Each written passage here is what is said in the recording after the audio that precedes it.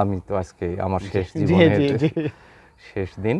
আসসালামু আলাইকুম প্রিয় দর্শক, আমরা আজকে এসেছি রংপুর জেলার পীরগঞ্জ থানার 15 নম্বর কাবিলপুর ইউনিয়নের আওতায় আমাদের এই অঞ্চলের বিখ্যাত একটি প্রতিষ্ঠান মণিকৃষ্ণ সেন ডিগ্রি কলেজে। এবং আজকে আমাদের সাথে আছেন এই কলেজের সম্মানিত শিক্ষক, 31 বছর ধরে এই প্রতিষ্ঠানে শিক্ষকতা করেছেন এবং 14 নম্বর চত্রা ইউনিয়নের অন্যতম কৃতি সন্তান অনুপ কুমার রয়।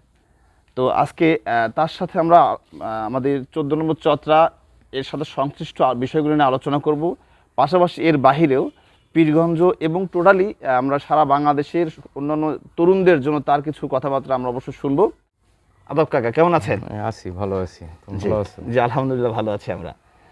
তো আজকে আপনার কলেজে আমরা আসলাম, সেই কলেজ যে কলেজ হয়তো আপনি প্রথম থেকেই এই কলেজে আপনি ছিলেন। আমরা শিক্ষকতার বাইরেও অন্যভাবে চিনেছি ছোটোতে। আমরা আপনার খেলাধুলা, আপনার সোশ্যাল ওয়ার্ক এগুলোর ব্যাপারে জেনেছি। আপনার রাজনীতিক একটা ক্যারিয়ারও ছিল আপনার, বেশ ভালো, বেশ উজ্জ্বল, সেটা সম্পর্কে কিন্তু আমরা জেনেছি। তো সেই বিষয়গুলি বিবেচনায় দেখা যাচ্ছে যে আজকে আপনাদের সাথে আমরা এখানে বসেছি, এটা আমাদের জন্য একটা অত্যন্ত পাওয়া এবং মনে করি যেহেতু আপনাদের আদরেই আমরা বড় হয়েছি, এই সেটা স্মৃতি হিসেবে বেশ ভালো কিছু হবে। যা হোক, আজকের আলোচনাতে আমরা মনে করছি যে প্রথমত জানা দরকার আপনার শৈশব কোথায় কেটেছে। আমার শৈশব পাশেই মামার বাড়ি। জি। ওখানে আর বন্দরে, চট্টগ্রাম বন্দরেই আমরা বড় হয়েছি। হয়তো 1 মাস থাকতাম বন্দরে, মামার বাড়িতে 1 মাস। জি। আর ছোটবেলাটায় খুব নানা নানি বা এই দাদু দিদিমা এদের যে স্নেহ ভালোবাসা, মামার মামির এদের স্নেহ সান্নিধ্যে আমরা বড় হয়েছি। এবং আমরা যে এই মামাতো ভাই বা আমরা এতগুলো ভাই, আমাদের বাড়িতে যদি কোনো গেস্ট আসতো, কেউ বুঝতে পারতো না এ কে কার ছেলে, কে কার মেয়ে। হ্যাঁ, এটা বোঝার ছিল না। তবে ছোটবেলাটা বেশ সোনালি, খুব ছিল, আনন্দমুখর। আপনাদের রায় পরিবার নাম মনে হয় খুব ফেমাস আপনাদের এলাকায় একেবারে। আমরা শৈশবে শুনেছি যে রায় ফ্যামিলি, হ্যাঁ, রায় পরিবার আর কি। এবং তাদের সাথে হিন্দু মুসলমান সকলেই কিন্তু ওখানে যেত, এটা আশ্রয় পেত। কিন্তু আমরা জানি আমরা 4 ভাই 1 বোন। তারা কোথায় কোথায় আছেন? আমার বড় বোন বিয়ে হয়ে গেছে শাহজাদপুরে। উনি এক প্রাইমারি টিচারের সঙ্গে বিয়ে দেওয়া হয়েছিল। উনি আমার বাবা মারা যাওয়ার তার 7 দিন পরেই উনি মারা গেছেন, ওই 5 সালে। জি। আর আমরা 4 ভাইয়ের বড় ভাই বিজনেসের সঙ্গে যুক্ত। জি। আমার ইমিডিয়েট বড় ভাই রতনদা, ও কলেজের অধ্যাপনা করতেন, ও রিটায়ারমেন্টে। আমি তো আজকে আমার শেষ জীবনের শেষ দিন, যে আজকে আমাদের স্যারের শেষ দিন এই কলেজে। আর আমার ছোট ভাই আমার বাবার যে ব্যবসা ছিল এইটা দেখাশোনা করে। এই রতন কাকার তো আমরা জানি আর কি, রতন স্যার করে বলেছি, তার কাছে পড়া হয়েছে যেহেতু, পাশাপাশি কাকা করে বলতাম, আমার বন্ধুর কাকা। সেজন্য আসলে তিনি তো খেলোয়াড় হিসেবে বেশ ভালো ছিলেন। আমাদের 14 নম্বর চত্বর এবং পীরগঞ্জের কিন্তু বেশ কৃতি ফুটবলার ছিলেন, খুবই ভালো খেলতো, খুবই দক্ষ সংগঠকও কিন্তু। জি। আচ্ছা, এর পাশাপাশি আরেকটা বিষয় বেশ বলতে অবশ্যই জিজ্ঞেস করতে ইচ্ছা করছে, যেহেতু স্মৃতি হিসেবে তোলা থাকবে। আপনার পড়াশোনা কোথা থেকে শুরু হলো? আমার প্রথমে ভর্তি হয়েছিলাম গাইবান্ধা গভর্নমেন্ট কলেজে। জি। ওই চত্রা হাই স্কুল থেকে প্রাইমারি হাই স্কুল, তারপর গাইবান্ধা গভর্নমেন্ট কলেজ। জি। ওইখানে একটা গন্ডগোল ফ্যাসাদ হয়, জি, জামালপুর এক ছেলের সঙ্গে। তাই তখনকার তৎকালীন প্রিন্সিপাল স্যার ছিলেন হলো গিয়াস স্যার। জি। তো উনি আমাদেরকে কল করলেন, আমরা হোস্টেলে থাকতাম, যে খুব দ্রুত স্যার ডাকলো। জি। তো গেলাম, যে বাবা আমি চলে যাচ্ছি, এখানে একটা ভেজাল শুরু হয়েছে, হয়তো গন্ডগোল হতে পারে, তোমরা টিসি নিয়ে এখান থেকে চলে যাও। জি। চলে যেয়ে এই যে পরে পীরগঞ্জ শাহ আব্দুর রউফ কলেজ, তারপর কারমাইকেল, তারপর রাজশাহী ইউনিভার্সিটি। জি। এই শিক্ষা জীবনের এইখানে আপনি যখন হাই স্কুলে পড়তেন সেই সময়ের 2-1 শিক্ষকের কথা কি মনে পড়ে আপনার? হ্যাঁ, আমাদের বাবু স্যার ছিলেন হেড স্যার। জি।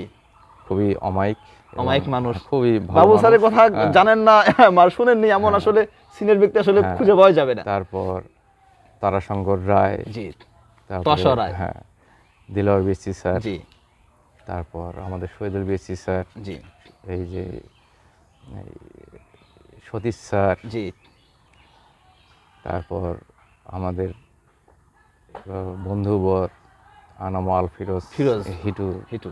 আব্বা, জি তসলিম স্যার, উনি বাংলা পড়াতেন। এখনও আমার মনে আছে যে তাহার শাড়ির আঁচল যেন লাল মোরগের পাখার মতো। পাখার মতো। হ্যাঁ, জি বেশ রসাত্মক ছিলেন উনি, বেশ ভালো ছিলেন।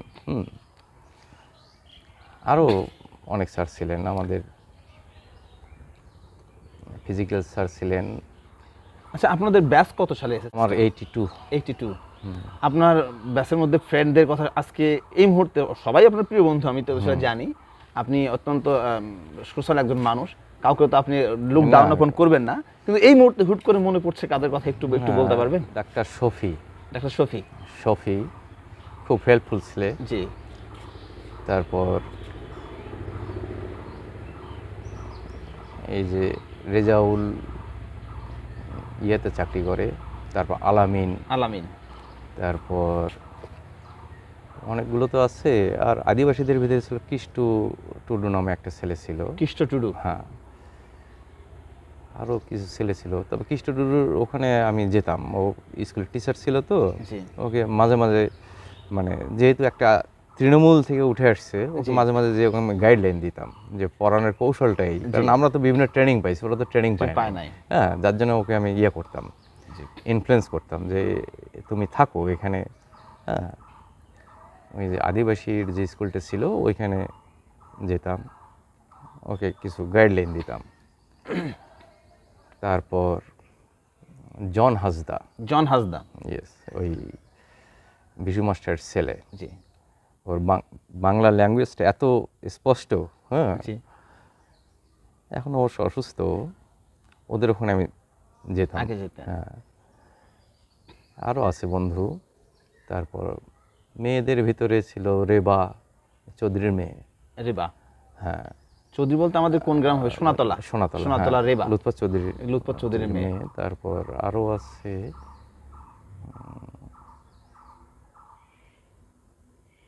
ওই ইয়ের আরো অনেক তো। তারপরে যে হেনা, ওই যে এখন ফ্যামিলি প্ল্যানিং এ জি জি জি, হেনা, হেনা আপা করে বলি আমরা। হ্যাঁ হেনা। জি আরও ছিল শিরিন আক্তার, ওই সাতপাড়া থেকে আসতো। তারপর মুকসেদ, ও নেভিতে চাকরি করতো, নেভিতে চাকরি করতো, রিটায়ার্ড করছে। মানে আমরা সবাই রিটায়ার্ডের দলে। এখন আমরা আপনাদের থেকে আরো বেশি পাবো, মানে আপনাদের সময় গিয়েছে, আপনাদের ফিক্সড কোন স্টুডেন্টের জন্য আপনারা সেই সময়গুলো বরাদ্দ করেছেন। এখন আমরা চাবো যে আমরা যেন আপনাদের আরো কাছে যেতে পারি।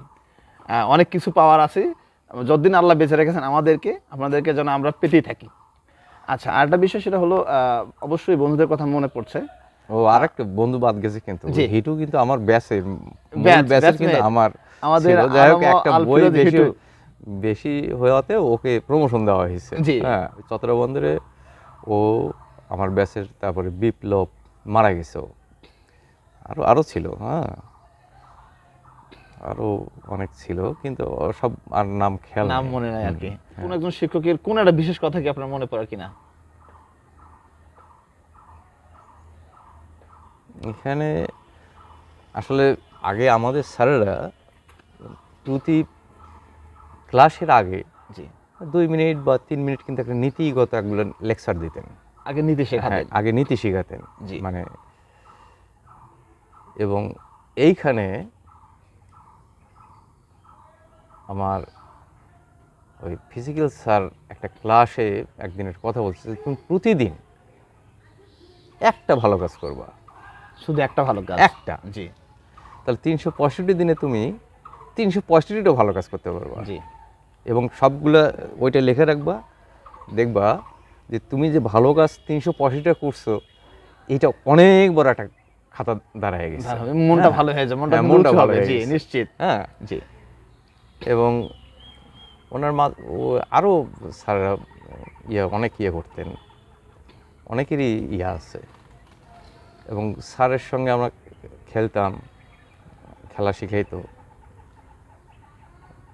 মানে এই যে শিক্ষক এবং ছাত্রের এই যে সম্পর্কটা, জি আমার মনে হয় এইটা বোধহয় ইদানিং একটু ঘাটতি আছে, জি। ঘাটতিতে এসে গেছে। হ্যাঁ, এইটার উন্নতি হওয়া দরকার আবার।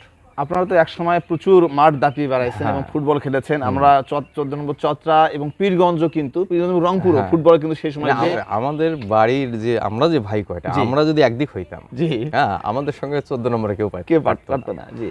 আর পীরগঞ্জে আমরা খেলতাম,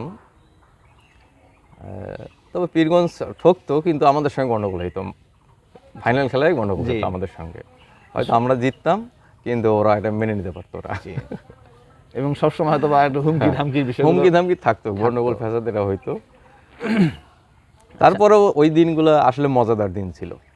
উজ্জ্বল দিন সেই হ্যাঁ। দিনগুলো। আপনি যে ভার্সিটিতে পড়লেন, রাজশাহী ভার্সিটিতে, আপনার সাবজেক্ট নিয়ে বা ওই সময়কার যদি কোনো স্মৃতিচারণ করতেন একটু। ওই সময়টা অথবা প্রিয় শিক্ষক। না, প্রিয় শিক্ষক অনেকেই ছিলেন, মানে তখনকার ওই শিক্ষকরা আসলে খুবই, ডক্টর গুল Mohammad sir, doctor Harunur Rashid sir, হ্যাঁ, তারপর আজহারুল ইসলাম স্যার, তারপর ইলেকট্রনিক্সের আরেকজন ছিলেন, উনি অত্যন্ত ভালো, হ্যাঁ, এবং খুব মেরিটোরিয়াস টিচার ছিলেন উনি ইলেকট্রনিক্সের। অর্থাৎ রাজশাহীর যদি রেডিও সেন্টারটা জি। একটু রেঞ্জ কমে যায়, উনি ওই রানিং অবস্থায় ভালো করে দিয়ে আসতেন। হ্যাঁ, জি,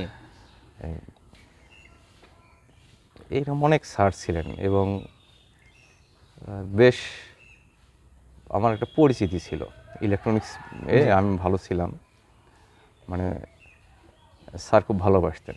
আচ্ছা। হ্যাঁ, আমি এখান থেকে একটু কথা বলি। স্যাররা তো আপনার, সব স্যাররা তো প্রায় মনে হয় কেউ আর পৃথিবীতে নেই। না, আমরা যখন চলে আসি তার বোধহয় বছরখানেক পরে হারুনুর রশিদ স্যার মারা গেছেন। তারপর আর গত 2 বছর আগে গেছিলাম আমি, তবে ডিপার্টমেন্টে আর ঢোকার ভালো লাগলো না, মানে ইউনিভার্সিটিটা আর ভালো লাগলো আর না। নিজের মনে হলো না। হ্যাঁ, না, জি, মানে কেমন কেমন জানি মনে হচ্ছে যে খুবই পরিচিত আবার অপরিচিত মনে হচ্ছে। ডিপার্টমেন্টে আর ঢুকলাম না। তবে আমাদের সিনিয়র বড় ভাই, বাবু ভাই এখনও ওখানে চাকরিরত আছেন। তারপর আর একজন স্যার ছিলেন ডক্টর রামনুল ইসলাম স্যার, উনি উপদেষ্টাও ছিলেন কিন্তু। জি, জি। হ্যাঁ, এবং ওনার সঙ্গে আমার খুবই ভালো সম্পর্ক ছিল। ডক্টর রামনুল ইসলাম স্যার, উনি জাতীয় ইউনিভার্সিটির ভিসিও ছিলেন। জি, তারপরে যে গত ইয়েতে উপদেষ্টা, পরে উনি পদত্যাগ করছেন, শিক্ষা উপদেষ্টা ছিলেন। জি। এইরকম বেশ স্বনামধন্য মানুষের সঙ্গে সান্নিধ্যে আসার সুযোগ হয়েছে। হ্যাঁ, বেশ ওনাদের স্নেহধন্য আমি, এবং এনাদের মতো শিক্ষক পেয়ে বেশ মানে জীবনে ধন্য মনে করি আর কি। জি। এবং আগে ফিজিক্সটা এত তো আর নেটের যুগ ছিল না, স্যারেরা ফিল্ম নিয়ে আসতেন। নাজরুল ইসলাম স্যার ফিল্ম নিয়ে আসতেন আমেরিকা থেকে, আমেরিকায় বেশিরভাগ সময় থাকতেন। আর ক্লাসের আগের দিনে টেলিফোন করে বলতে যে, বাবা আমি কিন্তু রওনা দিচ্ছি, কালকে 8টায় ক্লাসে তোমরা থাকবা। জি, এই যে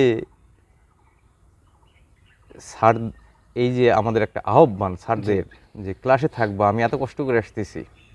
হ্যাঁ, আমরা গেছি, স্যার কিছু ফিল্ম নিয়ে আসছে সায়েন্স বিজ্ঞানের উপরে, এগুলো আমরা দেখতাম। তারপরে আমাদের ডিপার্টমেন্টে প্রজেক্টর ছিল, তো আমরা দাবি করতাম যে স্যার আমরা কিন্তু আপনার ফিল্ম দেখবো, কিন্তু আমাদের একটা বাংলা ছবি দেখাতে হবে।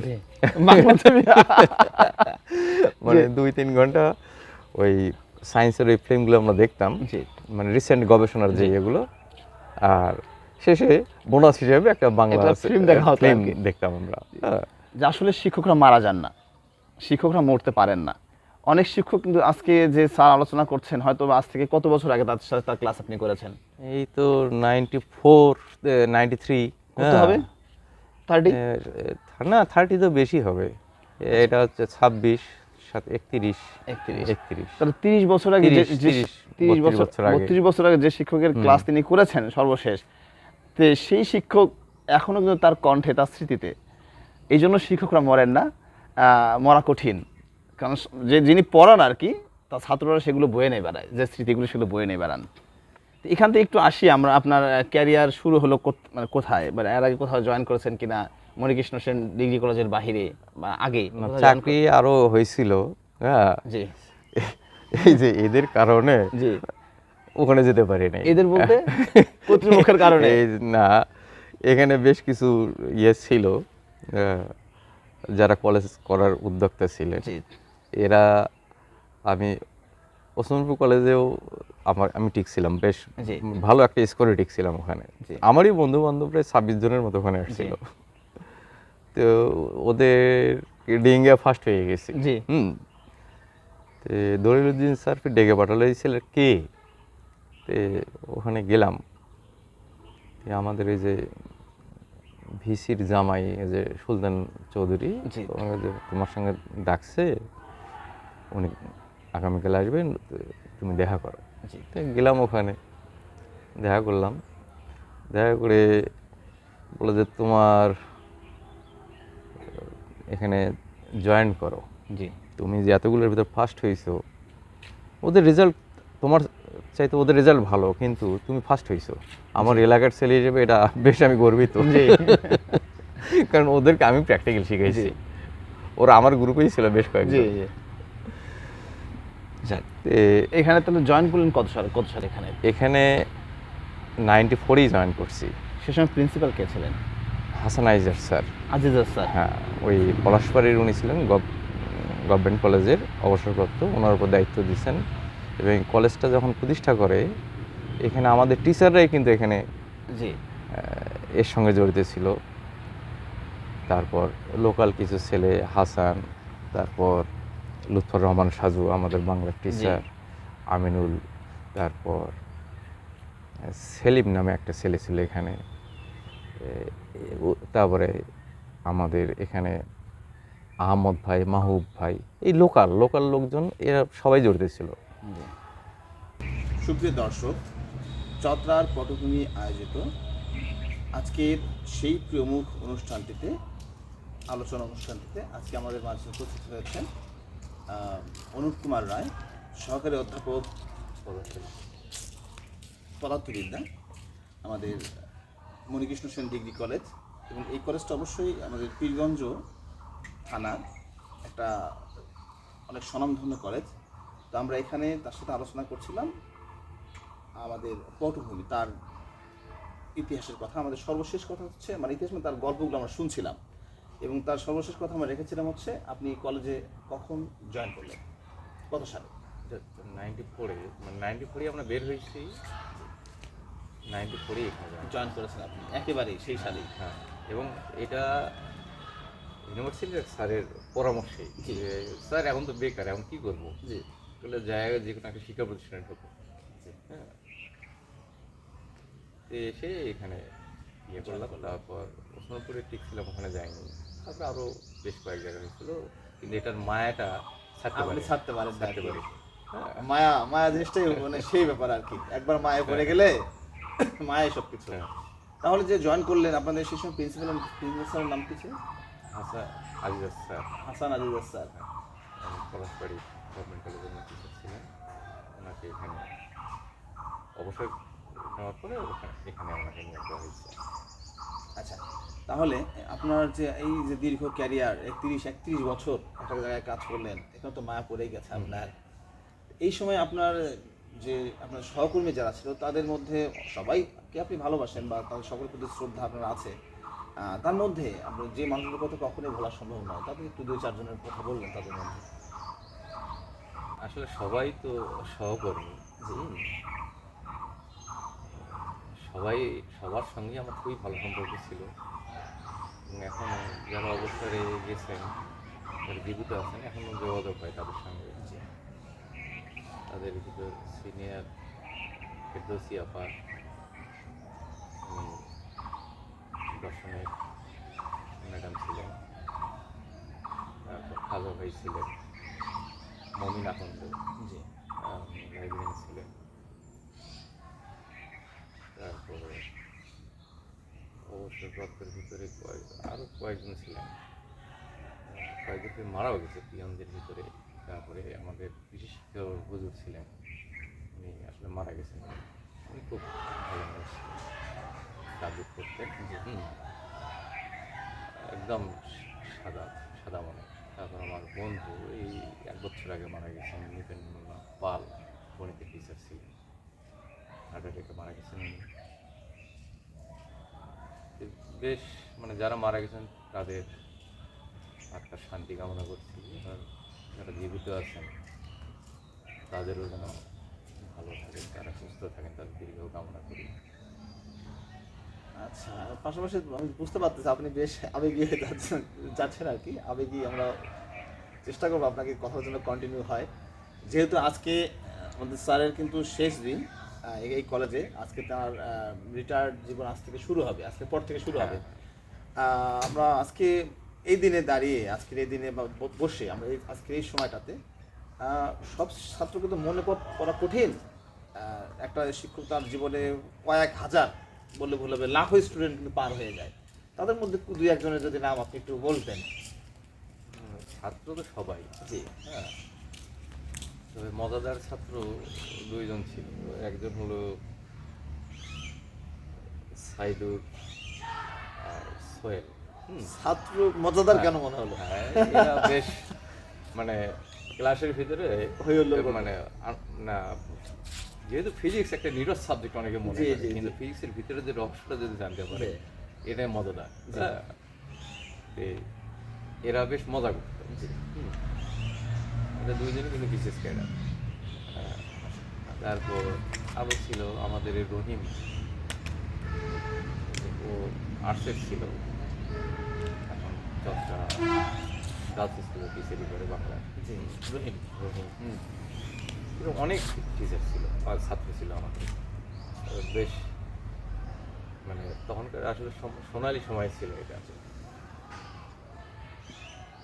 আরও অনেক মানে এত তো না আমার মনেও পড়ছে না, যে সবাই যার যার কর্মে নিহিত আছে। অনেকে নেভিতে আছে, এয়ারফোর্সে আছে, তারপর পুলিশ প্রশাসনে আছে, তারপর নার্সিংয়ে আছে। এগুলো বলে শেষ হ্যাঁ, করা এলে মুশকিল হবে। শেষ নেই।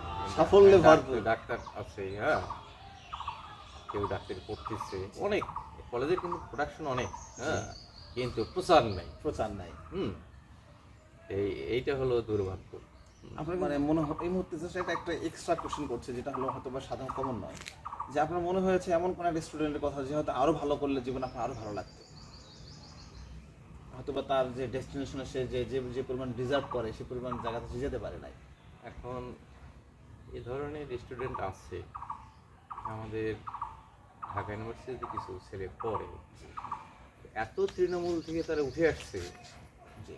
হ্যাঁ, তাদের যে পড়াশোনা করার যে অ্যাবিলিটি, এইটা কিন্তু তাদের ছিল না। আমরা টিচাররা তাকে আমরা সাহস দিচ্ছি, না তুমি যাও ভর্তি হও, জি। চান্স পেয়েছো তুমি ভর্তি হও, কোথায় কি হয় আমরা পরে দেখবো। জি। হ্যাঁ, এই কোয়ালিটির বেশ কিছু ছাত্র আছে কিন্তু তারা কিন্তু আসলে খুব হ্যাজার্ডের ভিতর দিক দিয়ে কিন্তু তারা ইয়ে হয়েছে, এবং এই হ্যাজার্ডটাকে তারা কিন্তু তাদের সাফল্যের চাবিকাঠি হিসেবে নিচ্ছে। আসলে আমার মনে হয় প্রত্যেকটা মানুষেরই জীবনে হ্যাজার্ড আসা প্রয়োজন। জি। এটাই সাফল্য নিয়ে আসে। এরাই মানুষকে তৈরি করে। হ্যাঁ, যাই হোক, সাফল্যের ভিড়ে আমি জাস্ট এখন একেবারে একটা ব্যক্তিগত প্রশ্ন করব। এটা হচ্ছে আপনি শারীরিকভাবে কতটা মানে সুস্থ? আমি তো জানি আপনি সুস্থ আছেন আলহামদুলিল্লাহ, আপনি মানসিকভাবে কেমন আছেন? সবার শেষের প্রশ্ন এটা। শারীরিকভাবে আমি রেগুলার যোগাসন করি। জি, যোগাসন করেন। হ্যাঁ, রেগুলার যোগাসন করি, এবং আমি এটা আমি ডাক্তার দেখাতাম কিন্তু ইন্ডিয়ায়, অ্যাপোলো হসপিটালে। উনি বলছেন যে আপনি এত বারবার আসতে পারবেন না, ওই রামদেবজির একটা সিডি কিনে নিয়ে যাবেন, হ্যাঁ, জি। ওইটাতে যা যা বলবে চালু করে দিয়ে সেটা সেটা করবে। সে দেখি যে বেশ উপকার, মানসিক শান্তিও আসে, দৈহিক প্রশান্তিও আসে। আর আরেকটা পরের প্রশ্নটা কী ছিল? বেশ মানসিকভাবে কেমন আছেন? মানসিকভাবে আজকের পর থেকে যে কী হবে কি হবে জানি না। এইটা পরের পরটা আসলে হয়তো এই বেসরকারি শিক্ষকদের জন্য এটা একটা খুবই দুঃখজনক। হ্যাঁ, এটা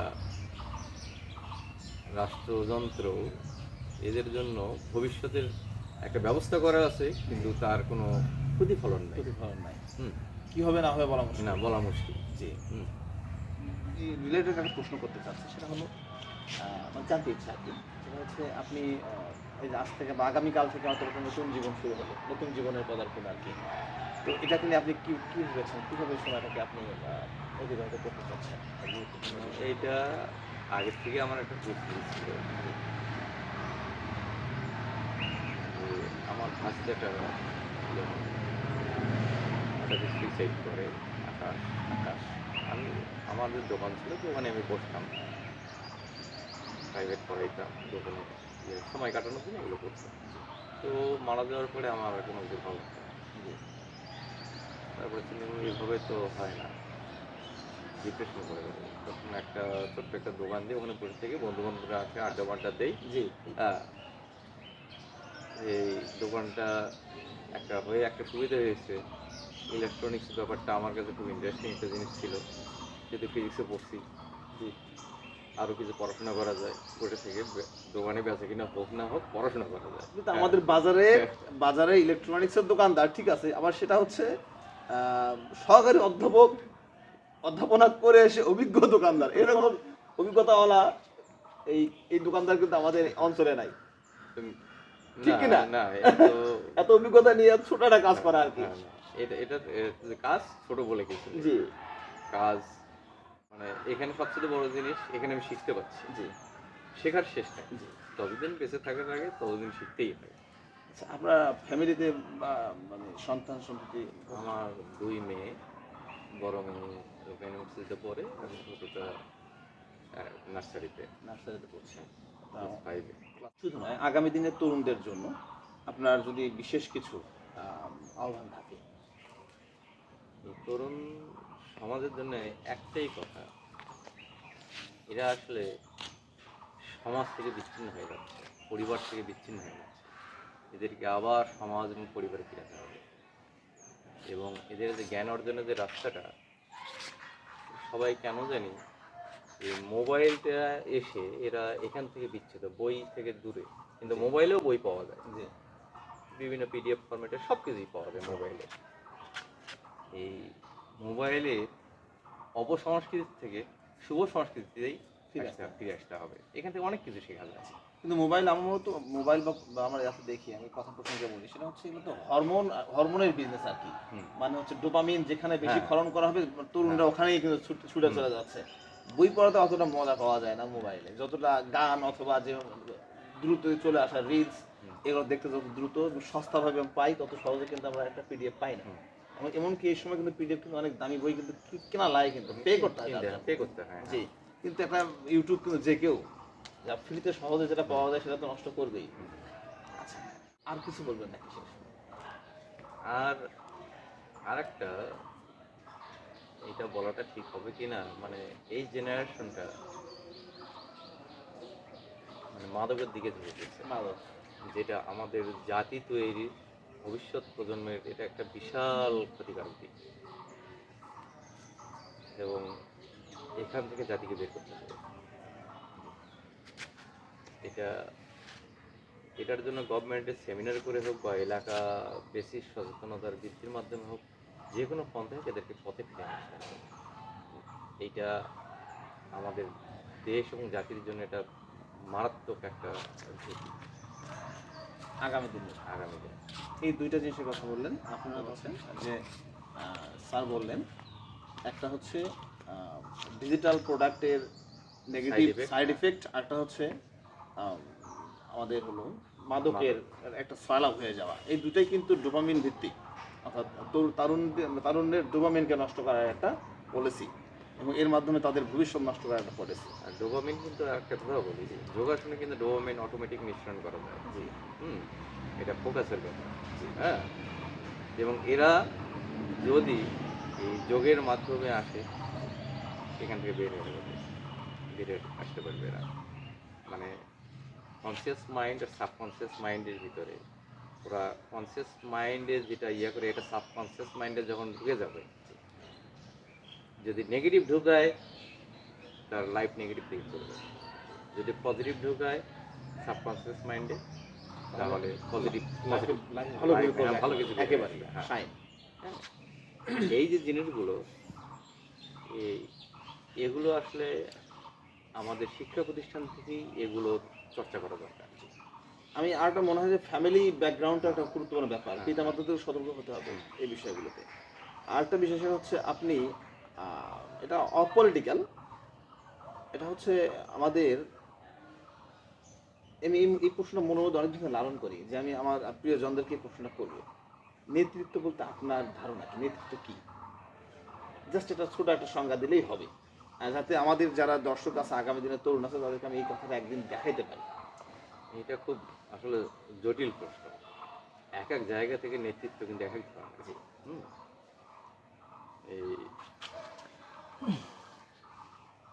আর নেতৃত্ব আসলে এটা তৈরি হয় না, এটা জন্ম হয়। জি, অ্যাকচুয়ালি এটা জন্ম। জন্ম হয়, ছোটবেলার থেকে নেতৃত্ব দেয়।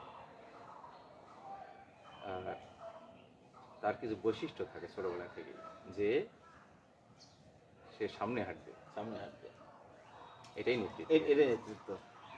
খুব সহজ এবং সংক্ষিপ্ত কিন্তু সুন্দর একটা সংজ্ঞা আমরা পেলাম, যে মনের মধ্যে লালন করে যে সামনে হাঁটবে, এবং এটাই নেতৃত্ব।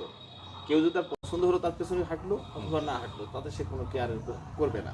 সামনে হাঁটাটাই হচ্ছে নেতৃত্ব, এবং সে টেন্ডেন্সি লালন করার নেতৃত্ব।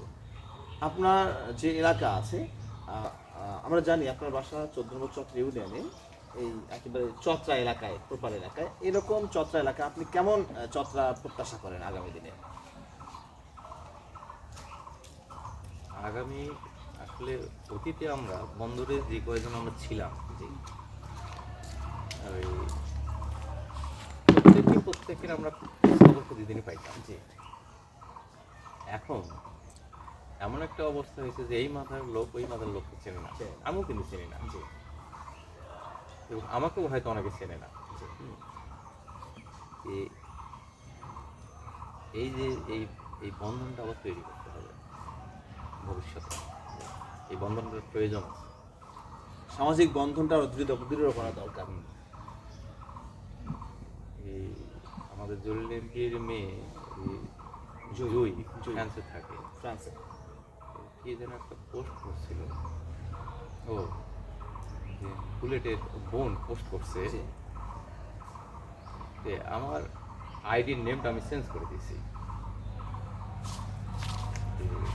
ওখানে একটা কমেন্ট করছিলাম যে ওর একটা পারিবারিক পিকচার দিয়ে একটা পোস্ট দিয়েছে, ওখানে কমেন্ট করলাম যে সবাইকে চিনি, কিন্তু এই বয়সে এসে সবাইকে চেনা যায় না, সব ছোটোবেলার ছবি দেওয়া আছে।